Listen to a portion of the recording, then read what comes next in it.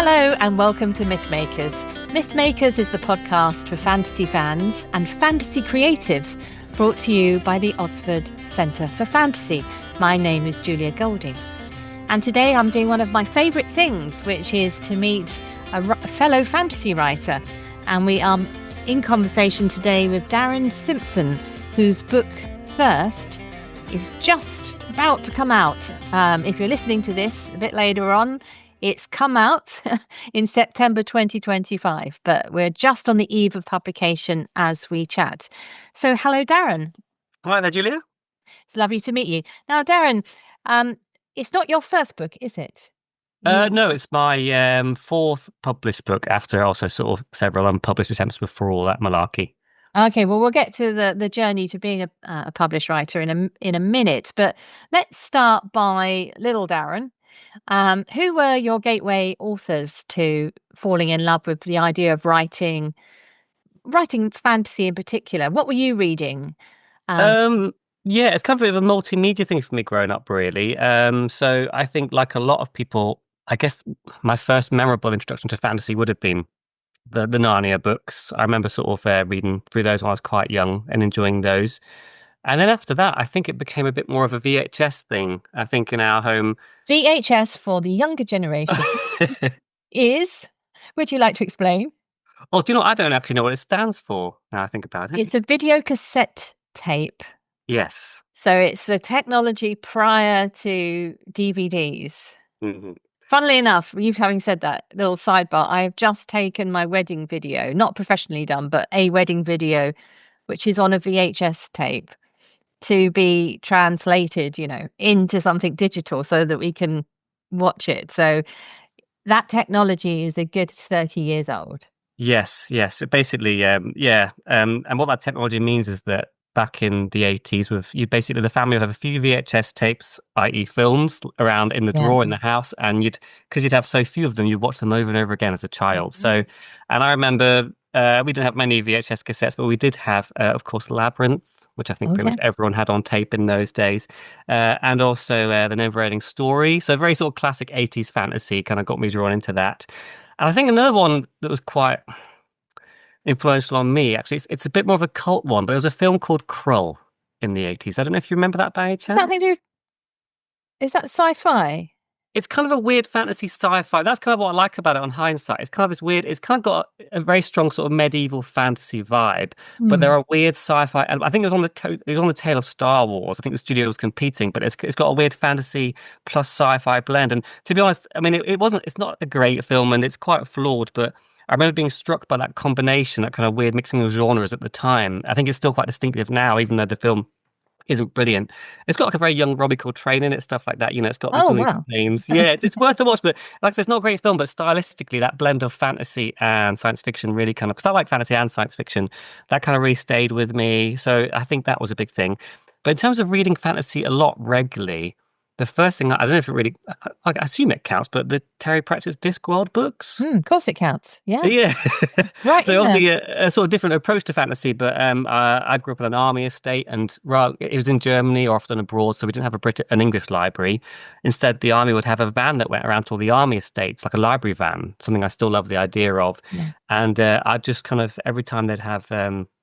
there are many things I like the Asterix comics and stuff like that, but I was just wolfing down these Terry Pratchett books, and I think it was my introduction, not to fantasy as such, but I guess to using fantasy as an analogy, as kind of satire. I was reading Douglas Adams at the time as well, kind of sort of doing a similar thing with science fiction, and I think I really fell for what fantasy allows you in terms of kind of, obviously there's the satirical element, there's a lot of absurdity you can play with and stuff, but just that whole idea of analogy really appealed to me, that way you can explore our world through very different worlds.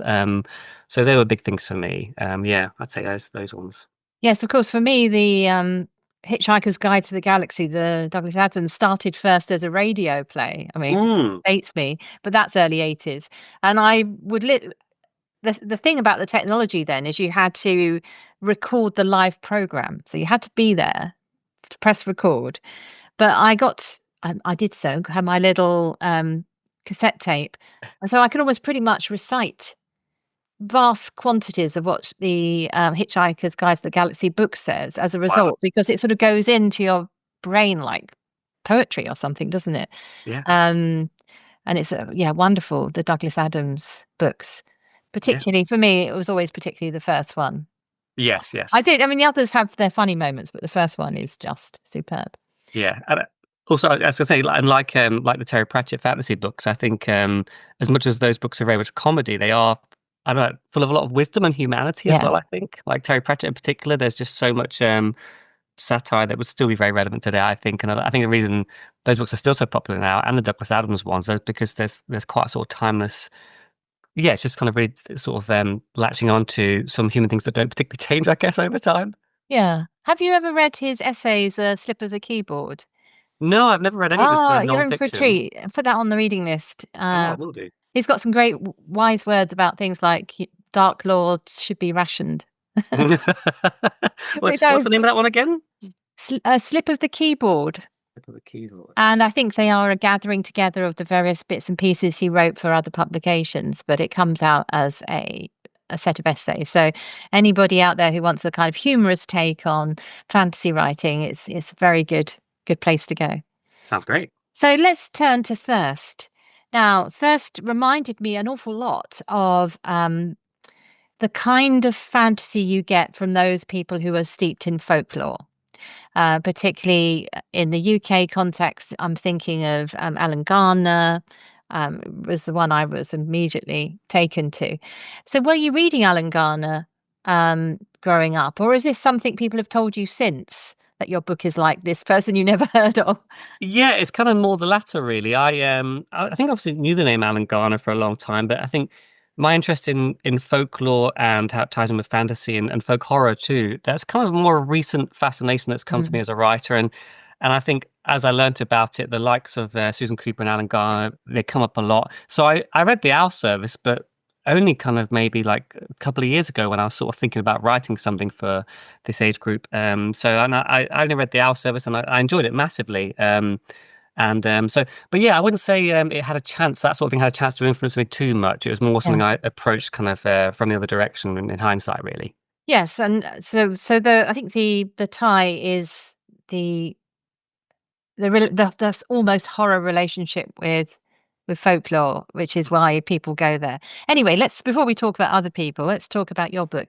Tell us a little bit about Thirst, what's going on in the book, and who are you imagining as your reader as you do it? 'Cause it's not a young child's book, but it's something you can pick up when I'm guessing you're about 10 upwards. Yeah, so normally my books so far have been what people would call middle grade, I guess, so about 9 to 12. But even this book is a bit older than that. I'd say officially, like the publisher are marketing this book as being for teens, so 12 plus is what they're saying, because there is some um, more mature and dark content without slipping Mhm. to the sort of into the sort of I don't know, sex and drugs you might get in YA. It's kind of that there's a bit of a reading age that's uncatered for in a way, which is kind of that when you're between being a young reader and a YA reader, there's a bit of a gap there. And this kind of fills that gap where it's, again, not in YA, but it satisfies maybe that hunger for more mature themes for something that's a bit edgier and darker. So yeah, it's officially 12 plus, but a lot of adults have always read my books too, and I'm hoping they'd like this too. I still write for adults, even when I write for children. It's kind of that's just kind of how I like writing, and I don't want to patronize or talk down to my readership, and I think thinking about both audiences helps with that. So yeah, so that's the age group. In terms of the story, it's basically it's about a fictional rural pre-industrial village called Mainsbury, where they're a bit quirky. They worship their river, and this is kind of based on real kind of pagan traditions, I guess. There's been a lot of research and that's found that there was a lot of people to treat rivers as living entities, and that kind of sort of thing inspired this book. So in this story, mainly the folk there, they worship their river. They sort of, and it gives them plenty. It gives them their fish. It kind of helps. It gives them water, obviously. It kind of irrigates the fields. And in return to that, they offer an annual sacrifice every festival. Every spring equinox, there's a festival called Yeldthank.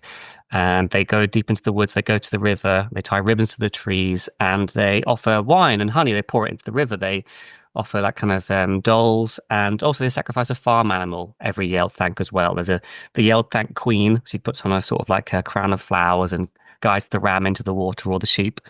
And and that's what happened. It gets drowned as an offering to the river, and the river gives back in return. But this year, the main character in the story, Gorse, he discovers this drowned ram. It turns up in a kind of on land, quite far from the river, outside the forest.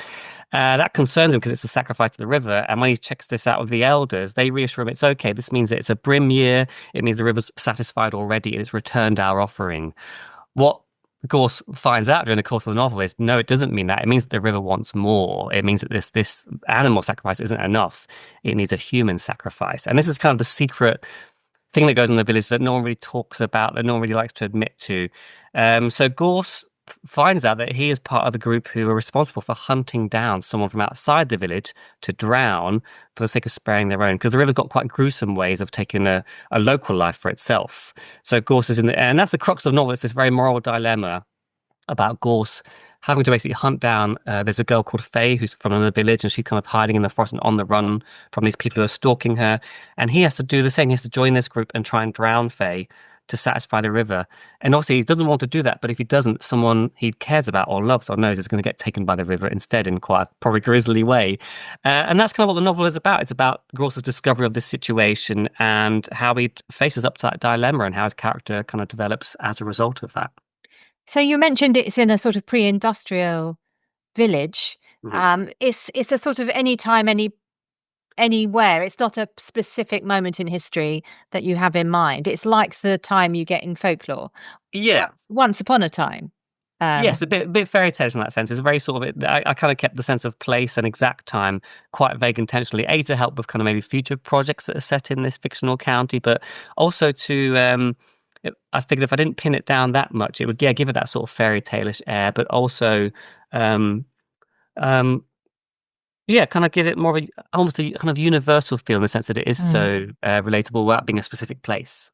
Yeah, it could almost be a post-apocalyptic world as well. True. You don't know where. It depends where your brain goes with this. So I noticed as I was reading it, it's beautifully illustrated. It's got lovely chapter vignettes, by the way, if you like books with little pictures in. That it's full of those words and the landscape of what you often hear now as the lost word. So gorse, particularly in people's names, gorse, yarrow, spruce, these are all familiar things in the landscape. But we're also being told that children no longer know what these things are. They no longer do their nature table or like you might have done in a sort of 70s primary school.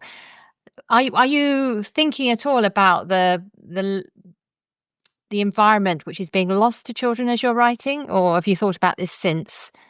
You haven't had a chance yet to try it out in school classrooms, I suppose. Yeah, well, that's kind of, that element of reintroducing people to these words back is kind of, that's kind of a secondary bonus in a way. I think I chose those names. So yeah, basically all the characters in Mamesbury to distinguish the place as being very much sort of a self-contained place with its own culture. I came upon the idea of, naming all the characters after kind of plants and herbs and animals. And I think for me, the main reason I did that is because it gives the place a distinct, in terms of world building, it creates a kind of vibe of the community, a kind of feeling for the place. And also I thought it just kind of, a lot of those words just feel so good. I mean, it's hard to explain, but perhaps because they tie into such kind of old English and stuff, there's a nice earthy feeling to them. And I was never using those names expecting young readers to, they might recognize a couple of the terms. There are some more common words, that, like for burdock, for example, might be recognized from, I don't know, the dandelion and burdock drinks, perhaps. But I just figured that even if young readers didn't pick up on those words and their roots, they would, no pun intended, they would still get a feeling of place from those names, of kind of atmosphere.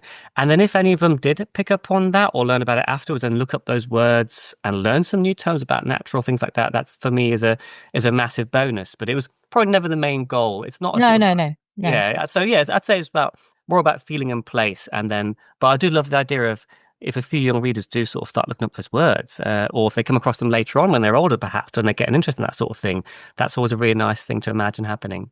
But you mentioned, I suppose, for me as a fellow writer, is that interesting side of your naming process is part of your world building. You mentioned Douglas Adams. Of course, he's got great silly names, Yes. Smarty Bartfast, and that's the one I immediately go to name. Things like that. you're in a silly world of sci-fi. It's not a Yes, serious yes, world. absolutely, yeah, Whereas yeah, Darth Vader is serious. You can tell they meant to be afraid of this character. If yeah. Darth Vader was called Slarty Bartfast, it would not work. It You really know. is. So, I'm not just on this book. How do you go about the process of finding your names? And do you Mm. change names? This is something I sometimes do. Do you change names while you're writing? Yeah, it's an interesting one. I mean, so sometimes like the names will have a very sort of specific purpose or meaning. Like for example, the role I just mentioned for the names in Thirst, or for another example, in my first book, Scavengers, the main character is called Landfill, which is kind of a reference to this is basically a boy growing up on a sort of dystopian junkyard. It's like a junkyard jungle book sort of story, and his name kind of is a sort of it says a lot about the fact that he was kind of a found child, someone who's kind of thrown away, but it says a lot about how a lot of stuff we throw away is precious. And his guardian, who named him, was called Babagoo, which that's kind of a way of hiding his real name, and it sort of reveals something about his. So sometimes, basically, sometimes the names do have a real purpose in terms of connecting with the character and saying something about them. Other times, though, when it's perhaps more normal names, when I write a book that's set more in our world with more standard names, that kind of often comes down. Sometimes there could be a connection. Sometimes it's just more about something that feels right for the character I've got in my head. And you're right, that name can change because, as I'm sure you'll know, often your characters, you sort of have an idea of what they are at first, but as you start writing, they do change and they become other people. They start making their own decisions or surprising you.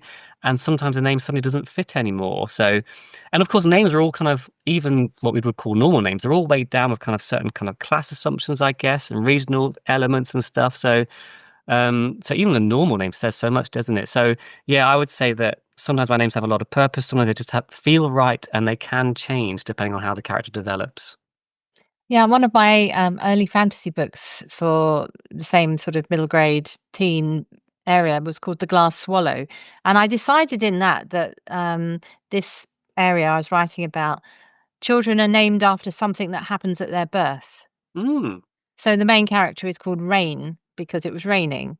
And of course, I thought, oh, that's a nice idea. But what then happened was every time I came to name somebody in that world, I had Hmm. to think what was happening when they were born. So immediately I got a backstory. Ah. If it was peace, maybe they just had, after a war, peace had been made, or Mm. something happened, Yeah, yeah, or it's a great idea. sorrow, maybe someone had died. So I know there are cultures where my my sister-in-law is from Ghana, and there's an element of this in the naming of children there, um, in her sort of a family culture. So I'm probably picked it up from her, but it really worked as a way of prompting a backstory connection to what was going on.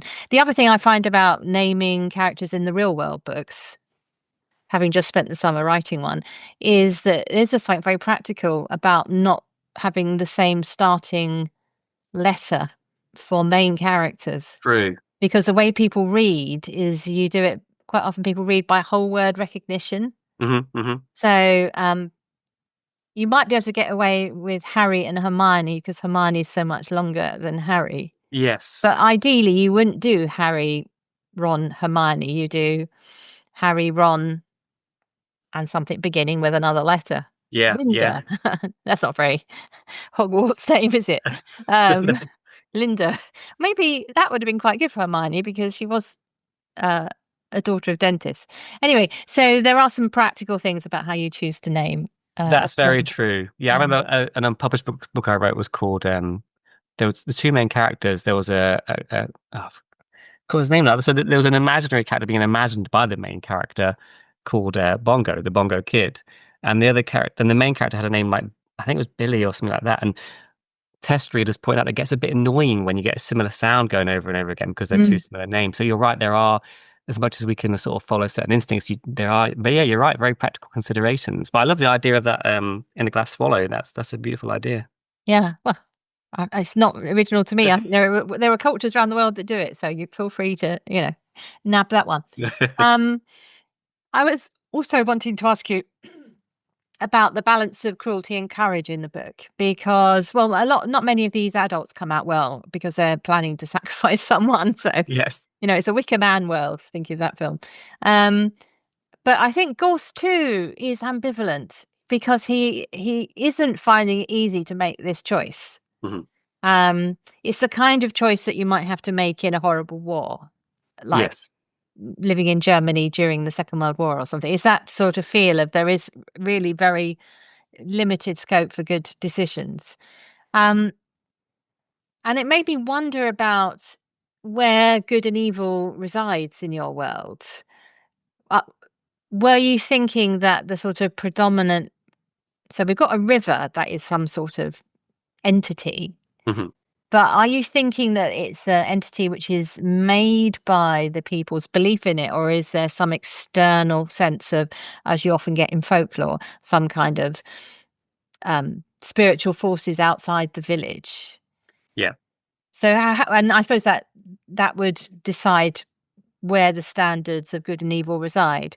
It's a complex question, but these are some Mhm. of the most interesting things about inventing a fantasy world with new forms of faith and religious practices Yeah. or folk practices. So, where did you land on that one? So yeah, I mean, in terms of, I mean, the river in this story, it's the river literally has an awareness and it has a hunger and it's a real thing. And like, as much as it's kind of, I guess, one of the main antagonists of the story, it Mm. is a natural thing that simply wants to survive, just like any natural thing that's alive, I guess. So, as much as it kind of does quite sinister things throughout the story, to kind of do to get what it wants, it is the agency is ultimately with the human element, I would say, the kind of human drama element with. So, in terms of, it's interesting you mentioned the Wicker Man. I guess that's going to come up quite a lot during as I talk about this book in future. And I think, from what I remember, the island in the Wicker Man, the all the locals who know what really goes on there, they're fine with it and they're like almost gleeful. It's quite festival based. It's quite the difference with Mainsbury is that even though people are aware of it, they kind of never they're not happy about it. They don't enjoy it. Um, they are reluctant about it. They kind of try not to. It's like a unspoken truth that no one dares admit, no one dares talk to. It makes them very uncomfortable, and that's why there's a kind of very very small group called the satyrs who are the ones who are responsible for doing it, and they don't like doing it. Although one of the satyrs does enjoy the hunt, he does enjoy the power this role gives him. So again, it's exploring different sort of human approaches to these kind of dilemmas we have. And Gorse, yeah, you're right, he is very ambivalent because I mean, I couldn't figure out how you could not be because he has to choose between killing a stranger or someone he loves dying, which is an impossible dilemma. And it's something that obviously people have been complicit in his village for a long time. And the whole point in goodness and badness is that Gorse is the first out of many, many generations to finally do something about that ambivalence, to act upon it. And so, I'm sorry when we talk of a spoiler, but he sort of ends up doing the right thing. He ends up taking a risk and doing the right Yeah, no, I thing. think because people listening to this are going to be adults largely. Hmm. If they're considering buying it for a younger reader, don't worry. They're not going to leave with the message that it's fine to go around murdering strangers. That is not where we land. But there is definitely a cruelty within the world and the natural world, Yes. and also within some people, which is part of this folkloric, driving the folkloric background, which takes us on to what I actually enjoyed the most, which is your Walking Dead. No, you're Can't have right. enough Walking Dead, because they felt different and organic and spooky. Um, so I mean, the zombie is the wrong word because the zombie is actually from a uh, particular sort of folkloric tradition or religious Yes. tradition, isn't it? But when I'm talking about the Walking Dead, I am talking about those that come back in a form. Hmm. So do you want to talk us a bit about what you felt what part they were playing? Because I can think of at least two important ones. Yeah. So I mean, that's in terms of the way that as the reader will find out later in the novel, that the way that a river the river has to have develop find a certain way to take offerings for itself, to take sacrifices for itself. So it does. I mean, it does various things. I mean, in the past, it can, there can be accidents in the water. It can take a fisherman, that sort of thing. But in terms of getting on the land, it can't reach the land. So the method it's kind of, I sort of see it as a sort of what's kind of like a corpse hydraulics, I would describe it. So, if you imagine the riverbed is full of dead animals, dead bodies, previous sacrifices and stuff. So when the river needs to do its thing, if it needs to do that, then it basically can fill a corpse with itself rather than with the blood that would have been originally there. So, and whatever it needs, it can kind of dredge up and send onto the land. So yeah, there's a zombie-ish element in the sense that these are things. I mean, in the book, for example, there's a stag that appears in this kind of form, and there's a kind of a fairly central character who comes back in this form as well. But yeah, you're right. It's not the sort of traditional kind of zombie because these things haven't returned and been given life. They're simply filled with the river and they're being Mm. controlled, their limbs, their organs. Uh, so yeah, yeah. So it's not really a zombie book, but there's that parallel. But that's how the river works. It can basically fill. It's got this riverbed full of things, of bodies ready for using, and depending on its needs, it will take one and send it on land to either lure someone to tempt them, like the sirens of old, that sort of thing, or to use more violent, direct means, whatever it needs, really. Yes, I suppose this leads me to thinking about your magic system, because if Mm, someone is writing a fantasy with a magic in it, you have to work out the limits of your magic so that you've got like a magic budget that you spend within your rules. mm, Yours is quite I would say quite a low level. People yeah. aren't doing spells. So it's the river mainly, isn't it? It's the uncanny, the supernatural magic element in. Have I got that right in terms of? Yeah, I'd say uncanny is a good word for it, I think. Yeah, so I mean, there's obviously a strong supernatural element, but this is sort of rather than being a very explicit, like say, sort of spell-based magic system, it is more based on old folklore, I guess, and kind of more ancient belief systems. Overall, I'd say if I could think of compare it to one fantasy book, it would be a bit like the Earthsea books. I Oh mean, yeah, obviously, yeah. those are involve words and spells, which aren't in this book, but at the same time from what I gathered of the Earthsea books, it's very much based upon balance and kind of the tapestry of things and maintaining order and balance. And Mm. that's very much how the kind of supernatural element in the world of Thirst works. There is always a balance. And also, it draws upon the idea of kind of underworlds and thin places, these kind of thin barriers, these membranes between the world we know and then something more magical on the other side. And that's kind of where the power of the river comes, for example. A lot of beliefs around the world and a lot of folklore systems believe that water, for example, as something that is a bit contradictory, a bit complex. In fact, it's always different. You know, a river is always different. It's always the same. This kind of idea of reflections. A lot of these tie, add up to the idea of rivers and water being something as a boundary. So yeah, there's a kind of other world called Elswold that's referred to a couple of times in the book, and that's kind of where the supernatural power comes from, and it can be drawn up. And it can be given offerings as well. So it's like a two-way exchange. And there's a trickster element to it. And sometimes it doesn't always do what people hope in the story. That happens in the story as well. But I'd say overall, yeah, I mean, again, I only recently read the Earthsea books actually and absolutely adored them. And I loved the magic. And I don't think it was a direct influence, but there are parallels in this idea of, I think it's a very organic, natural order of Mm. things. And the magic system ties in with that, I would say. And you're right. I don't I'm not keen on magic systems are too loose, which is why I've kept some vagueness because I like the sense of an unknowability to this kind of other world, to this power. But there are also very strict rules in terms of, for example, how to defeat the river or how to achieve certain things. There are specific rules that are set so that the characters kind of deal within that boundary, I guess. Does that make sense? Yes, but you also have the message that you can break out of patterns which are destructive. Absolutely, yeah. Which You is one of know, the key things about the book. again, we're not going to tell you the end, but the idea is that some of these practices have grown up to feed this beast, to feed the Mhm. are not a pattern you want to bring on to the next generation. So Absolutely, yeah, absolutely. And in terms of, I was talking earlier on about analogy, for example, in mm, fantasy, and I don't sort of, I'm hoping it's fairly subtle and not too on the nose, but this kind of fictional imagery place where people have this complicity in something, in accept tolerating sacrifice of others for their own benefit and for their own plenty. That's kind of the idea was part of there are parallels to what goes on in our world, you know, when yeah, you think about kind of the way things work, how much even now when we're talking on a couple of laptops or the clothes I'm wearing, you know, it's nothing we do on purpose, but it's the system we're kind of born into and what we're used to. But these things all depend on kind of people being exploited elsewhere. And we kind of either have to deal with that very uncomfortably or try and just turn a blind eye, or we can be active about it. But and these are the things I would never expect of anyone or make judgments about. But that kind of is the kind of dilemma I hope the story has a parallel to, I guess. yeah. There's a lovely discussion going back to Tolkien and Lewis, where they talk about the difference between an allegory and something which is applicable. Mm. So an allegory is your one-on-one, um, like a political cartoon world. You know, it's Sure. this Parliament of Fowls, going to the medieval version, is a Parliament of people, Mm. and you know, so you do that owl is that person, and so on. Um, and Parliament of Birds, isn't it? Parliament of Fowls. Anyway, so that's a one-on-one thing, and they I think it was Tolkien said that's in the power of the author, whereas application is in the power of the reader.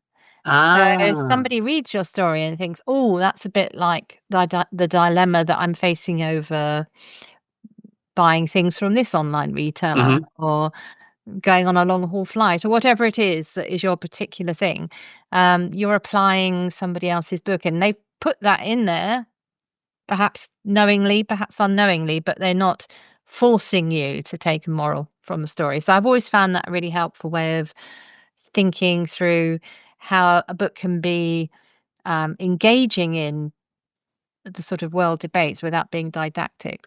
Yes, exactly. That's what I was thinking of because I think I think often a bit of a temptation, especially when you're writing for younger readers, is to slip in sort of like a. I mean, a lot of my books do have messages, and some of them are more on the nose than others. But I do prefer it when you can have that message there as an almost just a possible thing for the readers to pick up on in their own way. And I do, yeah. Again, it's about not talking down to young readers, maybe just sort of planting ideas in subtler ways, or things might resonate in ways they don't understand just yet. You know, so I think you're right. I do prefer giving messages in that sort of way, I think. Yeah, it's really interesting. Yeah. So let's talk about the actual process of writing.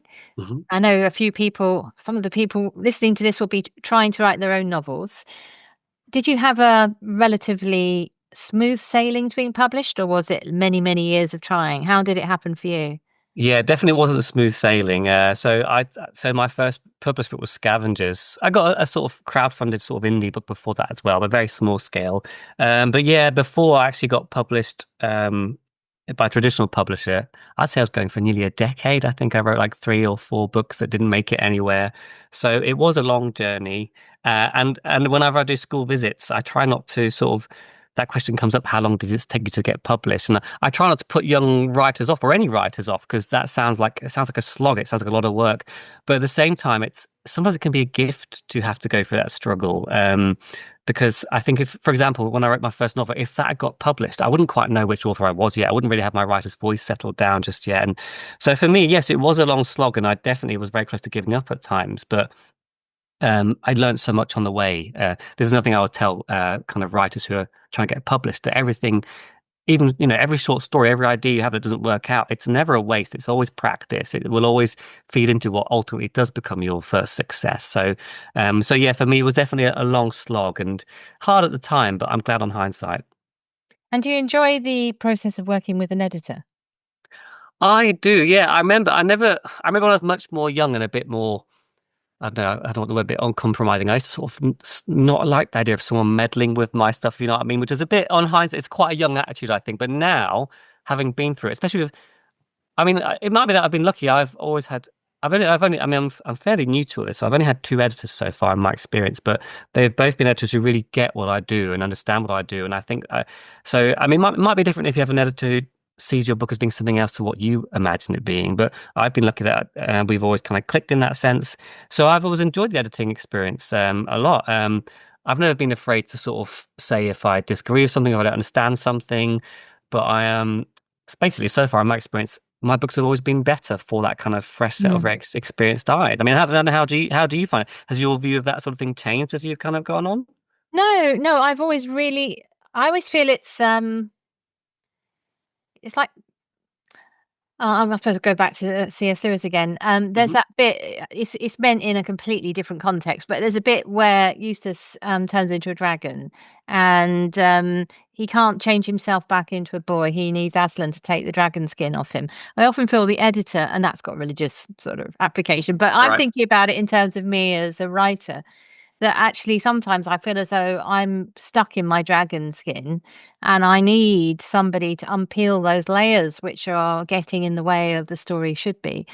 It happens, I find that I still sometimes can get a major edit, particularly if Hmm. I'm starting the first novel in a new series, for example. And it gets less because then you anticipate what someone's going to say and do. So you get less edited in a way as it goes on.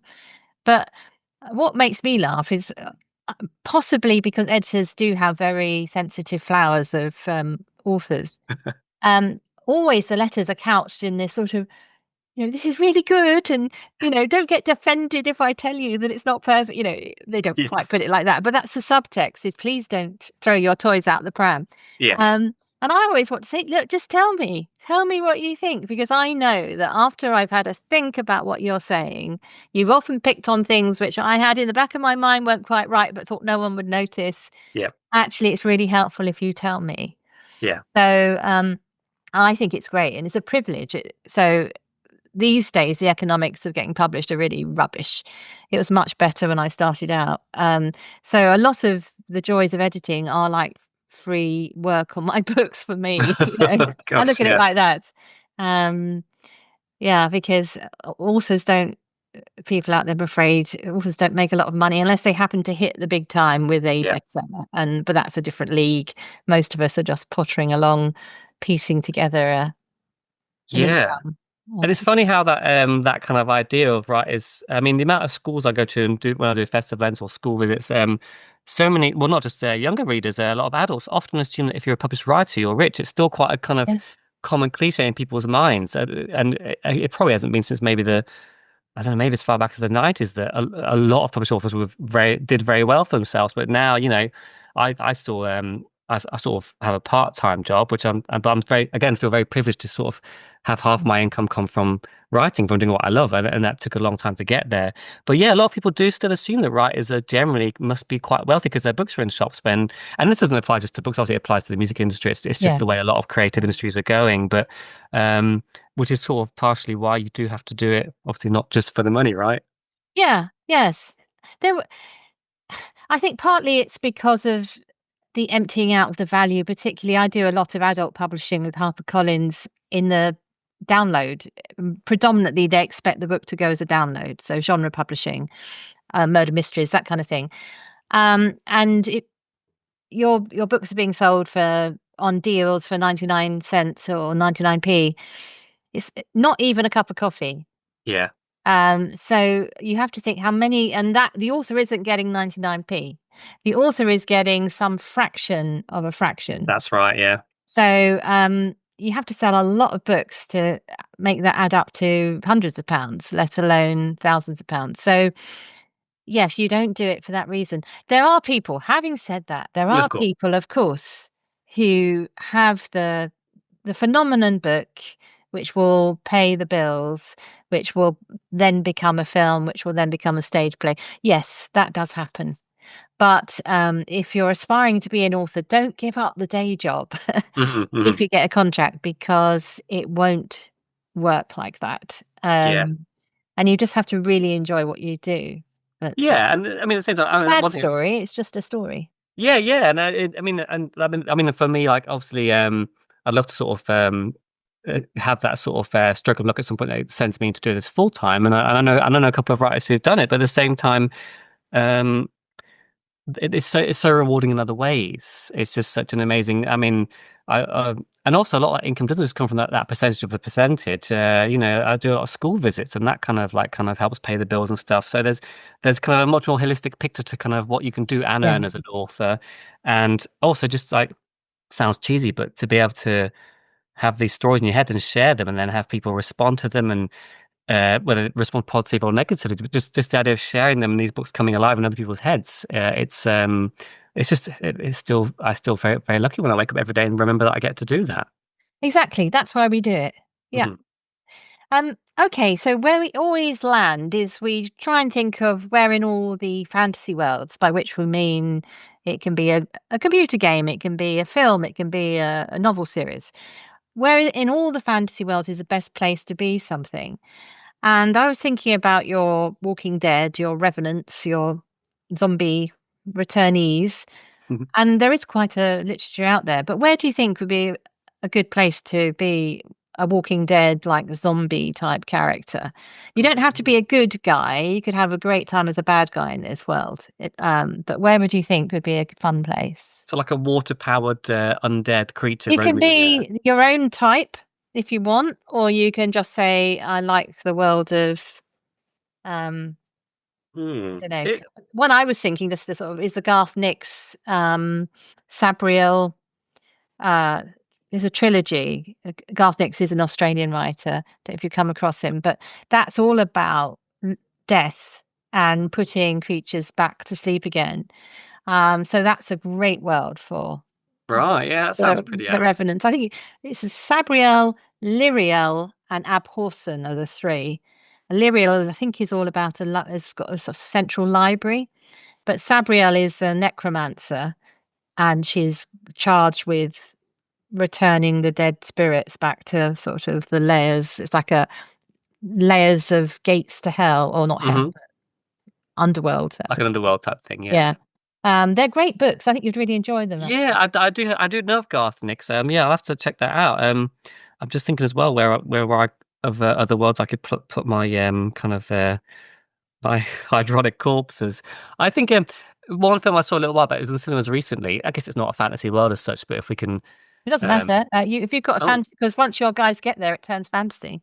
Oh, okay, yeah, that's true. I'm thinking I saw that 28 years later recently in the cinema, the Danny Boyle film, and I think that struck me. Obviously, that's proper zombies in that kind of series of stories and those movies. But the most recent film, it's got again that quite strong folkish feel. It's a kind of island-based small community where they survived, and it's all gone a bit, rustic, and so it's like kind of rustic folkloric community plus zombies. So I think if I place one of my guys there, they'd be quite at home, perhaps. They'd be fine. This is great. Yeah, could be pretty chilled out. Could be pretty nice. Yeah. Okay, so they're 28 years later. Yes, that's got Ralph Fiennes in, hasn't it? That film. It has, yeah. In a person. Yeah, I think he, quite a quirky role as well. But I get the impression he played it with quite a bit of relish. But yeah, he's very good in that. Very good in that. Yeah. Thank you so much, Darren, and all the best with the launch of this book. And I hope it goes swimmingly. Oh well, thank you so much for having me, Julia. It's been a lot of fun. Thank you.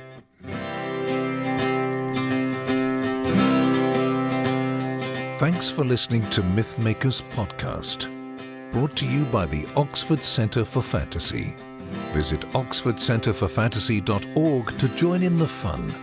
Find out about our online courses, in-person stays in Oxford, plus visit our shop for great gifts. Tell a friend and subscribe wherever you find your favourite podcasts worldwide.